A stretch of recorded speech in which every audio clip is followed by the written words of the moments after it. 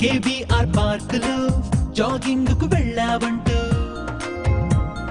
విశ్వసనీయ వర్గాల information Swiss వీధుల మంచులో మాట్లాడుతూ ఫ్రెంచిలో బర్గర్ తింటున్నావంటూ ఇంటిమేషన్ పాలకడలి అట్టడుగుల్లో పూల పరుపు మెత్తటి బిల్లో పైన పడుకునుండుంటావని క్యాల్కులేషన్ ఘనగోపుర భవంతిలో జనజీవన స్రవంతిలో నా వెనకే ఉంటూ దాగుడు మూతలు ఆడడం అనుకుంటా నీ ఇంటెన్షన్